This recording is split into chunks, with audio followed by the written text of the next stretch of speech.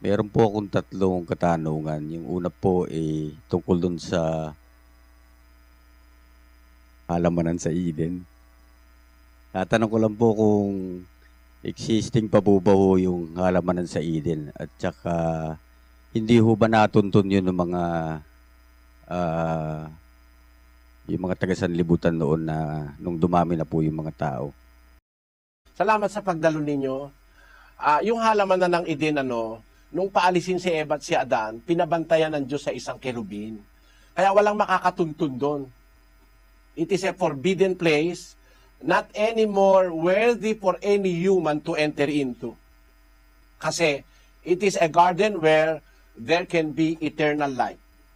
But sapagkat ang tao is sumuway sa Diyos, hindi na siya karapat-dapat na mabuhay doon sa loob ng Eden. Pinaalis siya, binantayan yon. Basahin natin ang 3:24 ng Henesis.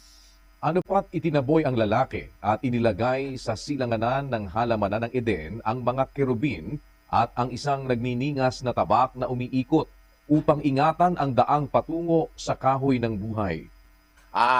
Para wag nang matuntun, maingatan, pinagbantay doon ng Diyos ang isang kerubin at ang isang tabak na umiikot upang ingatan ang daan patungo sa kahoy ng buhay. So it is a forbidden place already.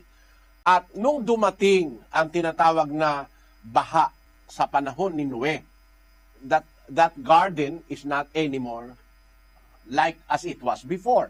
Alam natin na lumubog ang panahon sa panahon ni Noe, ang unang sanlibutan, at nasira ang mga balo ng lubhang kalaliman. Diyan na nga nanggaling yung mga earthquake ngayon no? Yung sinasabi sa Henesis 7:11, kapatid na Daniel. Sa ika-6 na raang taon ng buhay ni Noe, ng ikalawang buwan, sa 17 araw ng buwan, ng araw ding yaon, ay nangasira ang lahat ng bukal ng lubhang kalaliman at ang mga durungawan ng langit ay nabuksan. Nasira yung mga bukal ng lubhang kalaliman, parang yung mga tectonic plates of the earth. Doon sa panahon ni Noe nasira yun because of heavy pressure of the flood, ay nasira yung tectonic plates. Yung ngayong mga tectonic plates na yun na nasira sa panahon ni Noe, after that, nagkaroon ng tinatawag na parang separation of the land. Sa panahon ng nangyari yun, doon sa panahon ng apo na ni Noe. Basahin natin ang Henesis pa rin sa 10:25. At nagkaanak si Eber ng 2 lalaki. Ang pangalan ng unay Peleg, sapagkat sa mga araw niya ay nahati ang lupa. At ang sa mga araw ni Peleg, apo ni Noe, ay nahati ang lupa.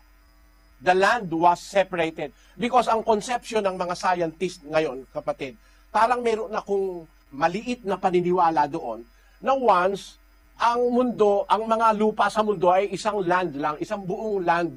Ang tawag doon yung Pangea, yung tawag ng mga siyentipiko ngayon.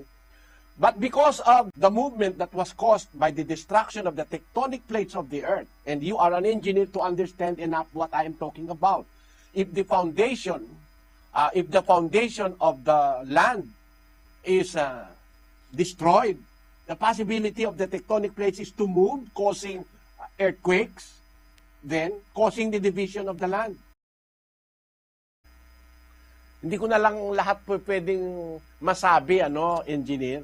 Pero nung panahon ni Noe, yung Garden of Eden, lumubog na yun At on the notion that God caused it to be guarded by an angel, ayun, hindi na nakita ng tao yon.